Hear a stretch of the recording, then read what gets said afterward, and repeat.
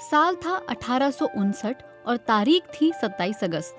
अमेरिकी व्यापारी Edwin Drake को एक मैसेज मिला जिसे पढ़कर वे अपना आपा खो बैठे।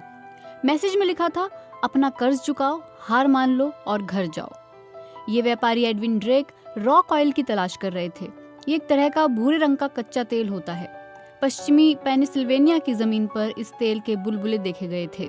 ड्रेक का इरादा इस रॉक ऑयल से केरोसिन यानी मिट्टी का तेल निकालने का था ताकि लैंप जलाया जा सके। उस जमाने में लैंप जलाने के लिए वेल से निकाले जाने वाले तेल का इस्तेमाल होता था और वो आहिस्ता आहिस्ता महंगा होता जा रहा था। हालांकि मैसेज मिलने के कुछ वक्त पहले ही एक खुदाई के दौरान तेल मिल गया और जब वो तेल बाहर निकला था तो उसका प्रेशर कुछ ऐसा था कि जमीन से 21 मीटर की ऊंचाई तक उसका फव्वारा पहुंच गया। इस घटना ने व्हेल मछलियों की जिंदगी तो बचा ली और दुनिया बदलने की शुरुआत हो गई। ड्रेक को जिस जगह पर ये तेल मिला था उससे कुछ किलोमीटर दक्षिण में जो चीजें हुई उसके बाद के सालों में ये संकेत मिले कि आने वाले कल में क्या होने वाला था। न्यूयॉर्क टाइम्स की एक रिपोर्ट के मुताबिक 1864 में पेनिसिल्वेनिया के पिट होल सिटी में जब तेल की खोज हुई थी तब वहां दर्जनों मील के दायरे में 50 लोग भी नहीं रहते थे। लेकिन तेल की खोज होने के साल भर के अंदर ही पिट होल सिटी में 10,000 लोग रहने लगे।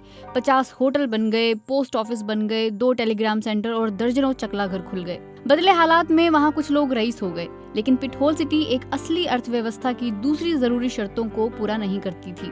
नतीजा ये हुआ कि पिटहोल की चमक साल भर के भीतर ही फीकी पड़ गई। पिटहोल की तेल पर निर्भर अर्थव्यवस्था जोर नहीं पकड़ पाई, लेकिन तेल के लिए हमारी प्यास बढ़ती और बढ़ती चली गई। अब तो हालात ऐसे बन गए हैं कि ये कहा जा सकता है कि दुनिया की इकोनॉमी तेल से चलती है और ये विश्व की एनर्जी डिमांड की 1/3 मांग पूरी करता है। तेल और गैस बिजली की हमारी जरूरत की 1/4 मांग को पूरा करते हैं।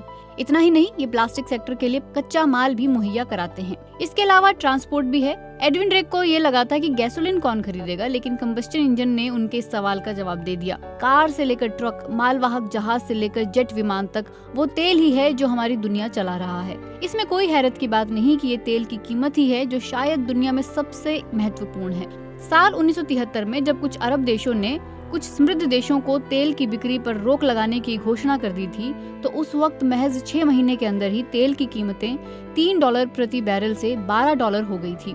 इस घटना के बाद दुनिया भर में आर्थिक सुस्ती का माहौल देखा गया। साल 1978, 1990 और साल 2001 में तेल की कीमतों के बढ़ने के बाद अमेरिका में मंदी आ गई थी। कुछ अर्थशास्त्री तो ये भी मानते हैं कि तेल की कीमतों में रिकॉर्ड बढ़ोतरी ही साल 2008 की वैश्विक मंदी की वजह थी। हालांकि इसके लिए बैंकिंग संकट को जिम्मेदार ठहराया गया था। जैसे जैसे तेल की कीमत बढ़ती है, अर्थव्यवस्थाएं भी उसी रास्ते को अपनाती हैं। लेकिन ये सवाल उठता है कि हम इस चीज पर इतना निर्भर क्यों हो गए हैं। तेल के क्षेत्र में कुछ देशों ने बहुत अच्छा किया। सऊदी अरब धरती पर सबसे अमीर देशों में से एक है क्योंकि उसके पास इतना बड़ा तेल भंडार है।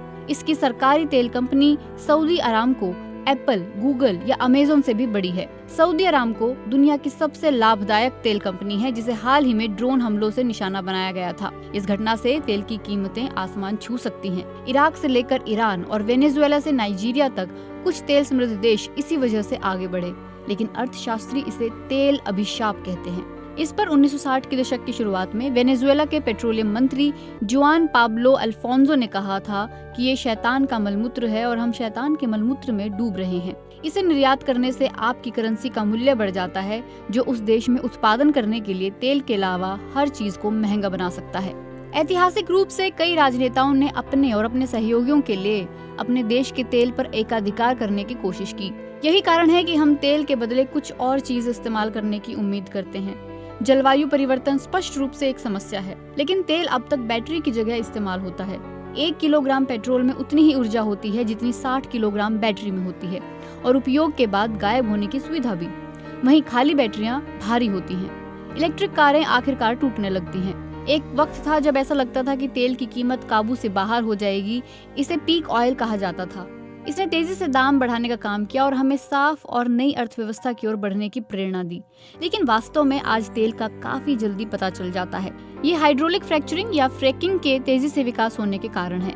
ये एक ऐसी विवादास्पद प्रक्रिया है जिसमें तेल और गैस के लिए जमीन के नीचे उच्च दबाव में पानी, रेत और रसायनों को पंप किया जाता है। फ्रैकिंग मैन्युफैक्चरिंग की तरह है, ना कि पारंपरिक तेल की खोज और उत्पादन की तरह। कई आलोचकों ने कहा है कि ये पर्यावरण को बड़ा नुकसान पहुंचा सकती है।